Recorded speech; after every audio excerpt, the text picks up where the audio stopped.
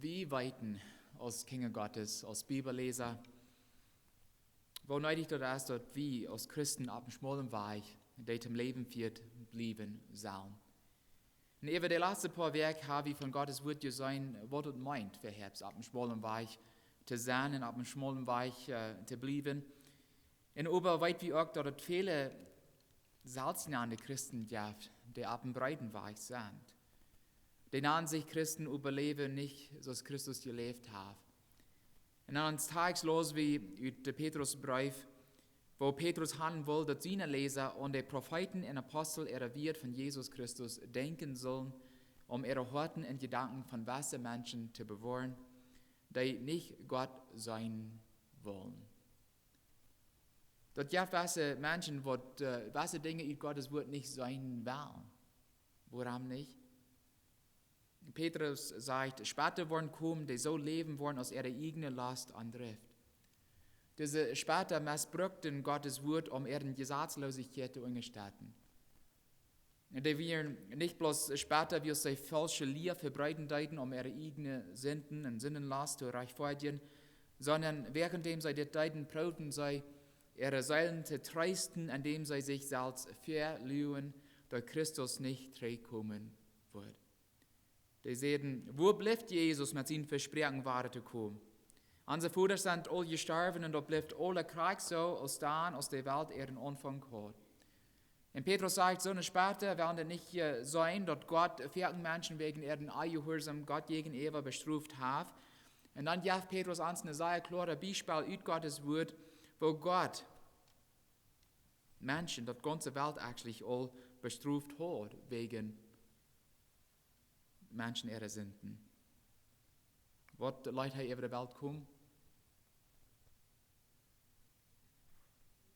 Ja, die ewige Schwarmung, right? Die Sintflut. Und in Vers 7 warnt dort Gott war, diese Welt bestrafen wird, aber das mal mit 4.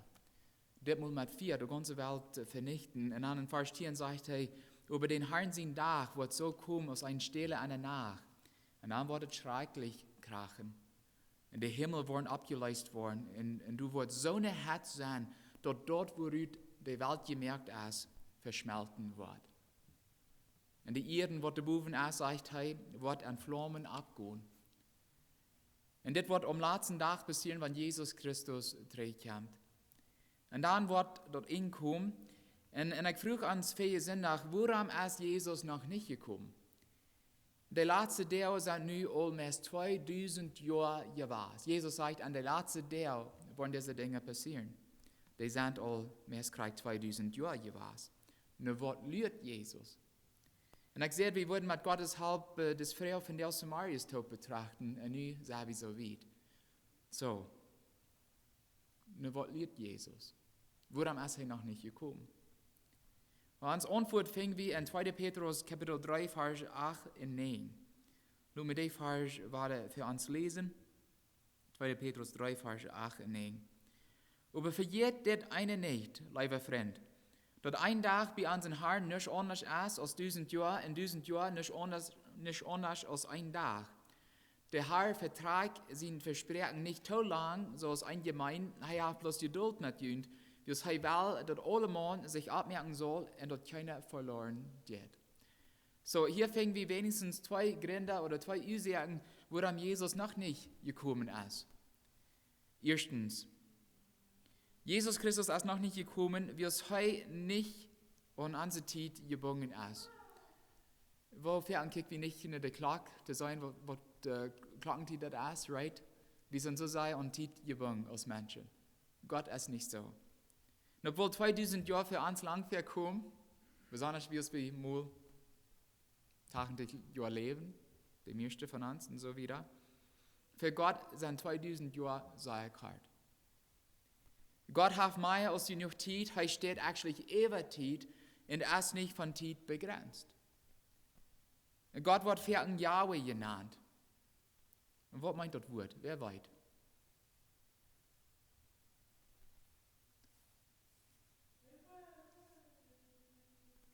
Das meint zu sein. Zu sein. Das Wort kommt vom Wort Haier, von den hebräischen Wort Haier, in meinte sein. Ich glaube, wir kennen alle gut die Geschichte von Moses. Und als Moses Gott beim Bosch, wird nicht verbrannt, traf, und durch früher, wenn ich in die Israeliten träge und ansah, jene Fuhrisch, Gott hat mir eine Jünt geschickt, und sie dann fragen, dann, was für einen Namen haft ihr, was soll ich anderen sein? Das wird Moses Gott früher. Und dann sagt Gott zu Moses, ich sie, der ich sie.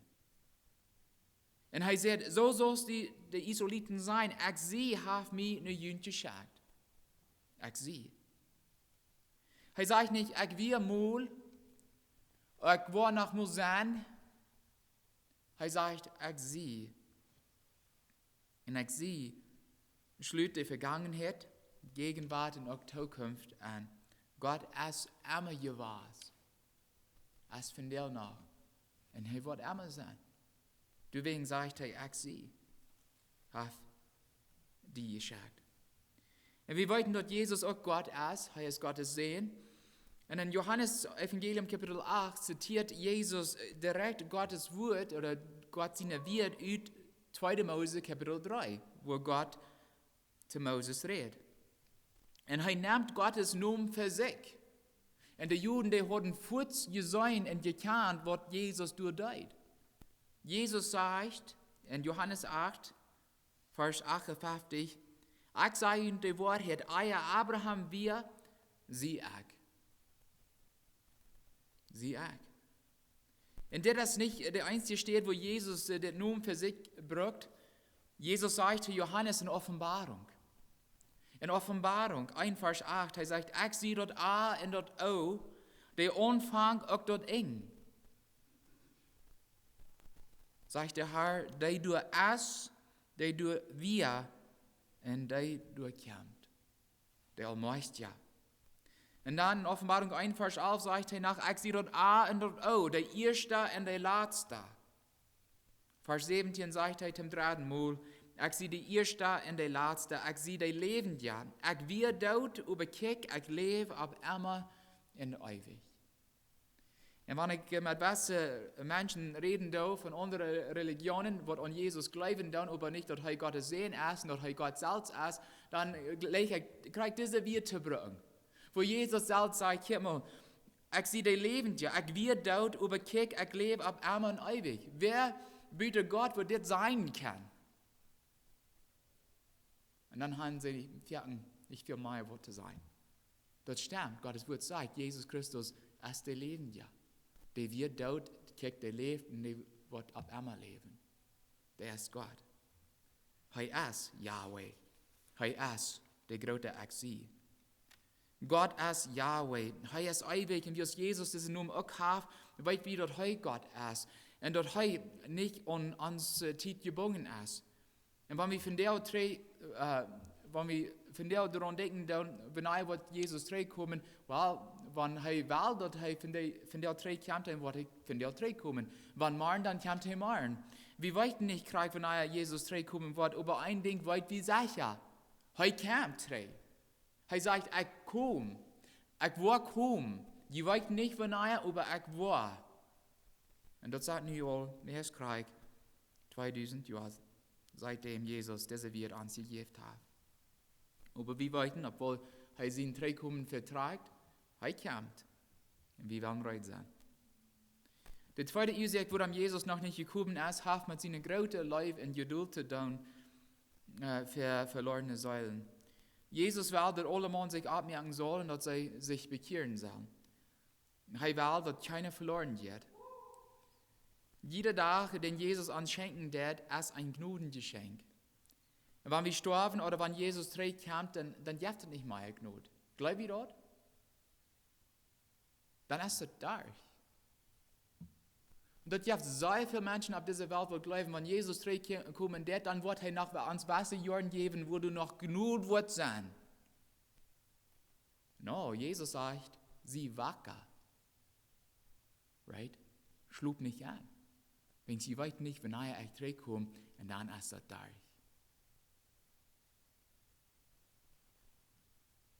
Und jeder Tag, der er uns gibt, ist ein Gnadengeschenk. In Vers 15 sagt Petrus, und denkt daran, dass jünt Gott seine Geduld zu jener Radung deint. Also, er sagt hier, also wenn du wer hier ist, von der Samaris, der noch nicht bekehrt ist, dann ist ein Grund, warum Jesus noch nicht gekommen ist, dass er will, dass du von der annimmst.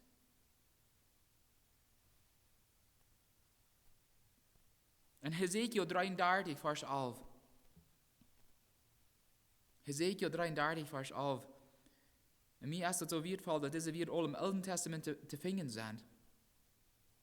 Er sagt ganz klar und deutlich zu den Israeliten in Hesekiel 33, Vers 11, du hast nicht, was mir daran gefällt, sagt Gott, wenn ein Mensch an seine Sünden stirbt.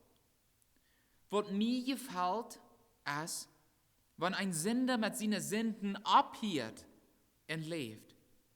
Ich fahre jünd Israeliten ab, dass je mit jene beise Wege abhören. Warum will je sterben?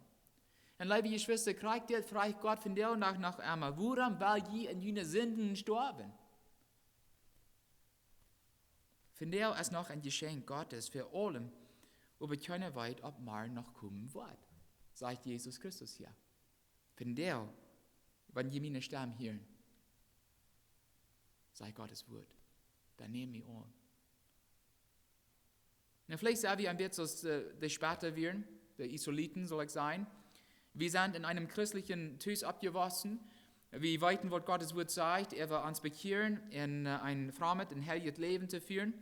Aber wir tun das nicht. Und wir glauben, dass wir keine großen Sünden mal begonnen haben.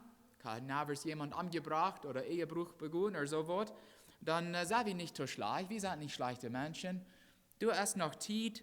Gott wird gnädig sein und so weiter. Aber was sagt Gott über unsere Gerechtigkeit, bitte Jesus Christus? Geld das Wort? Wenn wir in unserer Worten proben, gerecht vor Gott zu stehen, was das Wort tun? Das tut nicht. Allein in Christus können wir vor Gott gerecht werden. Wir kriegen dann, was von der Sinne, wie wir begonnen haben, weil wir uns noch nicht bekehrt haben. All unsere guten Dinge, die wir für Gott proben zu tun, die gelten nicht. Und wir stehen uns Sünder vor Gott. Aber Jesus hat uns zu sein Leib. Und so wie gestern noch hierten in Psalm 90, Vers 12, wo Moses sagt, lieh uns bedenken, Herr, dass wir sterben machten, dort wir klug waren. Hier so sagt Petrus ans, in Nehemiah wird, lieh uns bedenken, Herr Jesus, dass du zurückkommst, so dass wir klug waren. Entweder wird Jesus für uns zurückkommen, oder er wird uns vor dem Haus rauben. Aber ein Ding ist sicher, uns Leben auf dieser Welt wird eng haben, und dann kann das gereicht. Wir werden bereit sein, liebe Geschwister, wenn Jesus zurückkommt, oder wenn er uns Haus raubt. Wir lesen in Vers 11 und 12, wenn das uns nu alle vergeben und abgeleistet worden soll je jünd dann nicht bemühen, heilig und fromm zu leben, und du nun lernen, dass Gott sein Tag kommen mag? Vers 14. Deswegen, liebe Brüder, sagt er, wie sie du nun lernen, strebt du nun, dass die wollen Frieden haben und rein und fehlerlos sein, wann er kommt. Er sagt, wenn wir diese Dinge weiten, dann strebt du nun. So ein Leben zu führen, wo Gott verherrlicht wird. Und obwohl wir weiten dann, dass den Herrn sein Tag so kommen wird, als ein Stelle einer nach, wir sind nicht von denen, die am düsteren Leben down. So ist Paulus in 1. Thessalonik 5 erklärt. Und lass mich was für uns lesen, in 1. Thessalonik 5. Das sind sehr passende Vers zu dort, was wir hier betrachten. Dann. 1. Thessalonik 5. Paulus sagt in Vers 6 betieren. 1. Thessalonik 5, Vers 6. Er sagt, dann weil wir nu auch nicht schlupen, zoals die anderen dann, weil wir wacker und bei klaren Verstand blieben, und die wird durch schlupen die nach, und die wird sich bedrängen sich die nach, aber wir wie zum Tag hier, weil wir klar denken, und Glauben und Leib aus ein Brustschild drehen, und die Hoffnung ab unsere Säuligkeit aus einer Schutzhelm. Gott hat uns nicht dazu bestimmt, dass uns sein Gerecht treffen soll, aber dass wir durch unseren Herrn Jesus Christus seilig worden. Jesus starb für uns, so dass wir nun ob wir schlupen oder wacker sind, mit am Taub leben können. So, wenn wir Kinder Gottes sind, die reine Horten haben und Gottes Wort utleben dann und die horchen dann müssen wir nicht für sie kommen Angst haben. Das ist das Gute. Aber schrecklich wird das für die Menschen sein, die nicht wollen für sie kommen, rein sein. Na, wir denken wir an Gott, dass er gnädig ist und dass er gelähmt ist. Jesus sagt extra gelähmt. Aber er ist auch heilig. Er ist auch ans Rechte. Und das sagt in Hebräer 10, dort ist was schreichelt wird, dem lebenden Gott an der Hingte voll. Wir wissen nicht, wo schrecklich dort wird für die Menschen sein, die an der Ewigkeit angehen und nicht rein sind. Das sagt, dort wird schrecklich sein.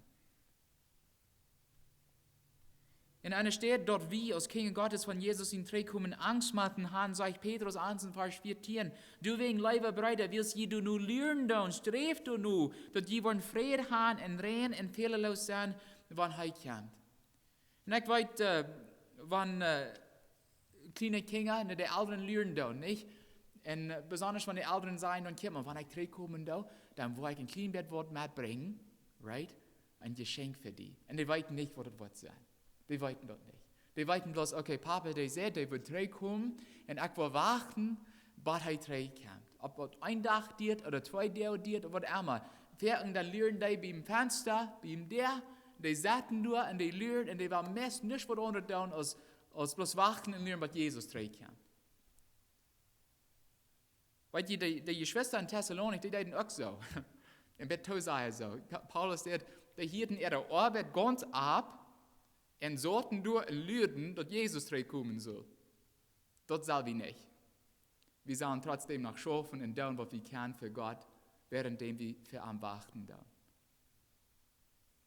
Und überlege, ihr Schwester, wo sind wir? Haben wir Angst, wenn sie kommen, oder lügen wir mit Freude, dass er kommen soll?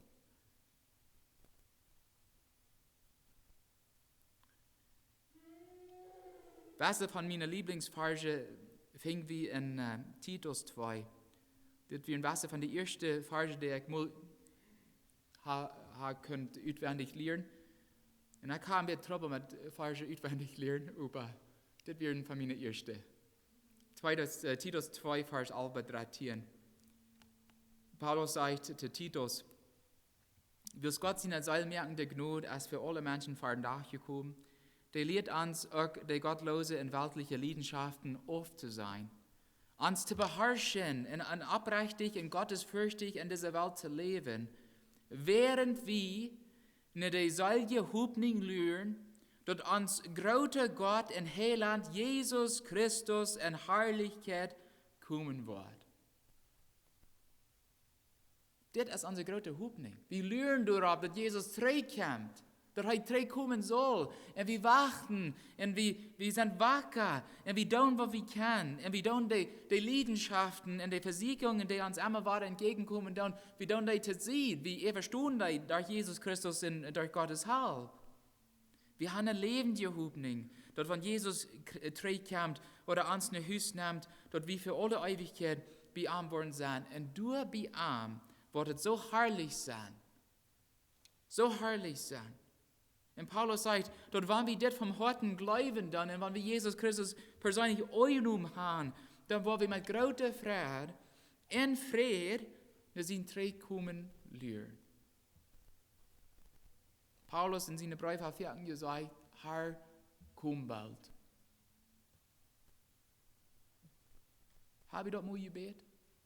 Herr, komm bald. Vierten sagen wir als Menschen, ein bisschen interessant, wir sagen, Herr, komm bald, aber noch nicht. Ich will erst meine Kinder abwaschen, die sollen sich erst befreien können. Ich will erst Opa werden, gerade Kinder haben, alt werden, und dann komm bald.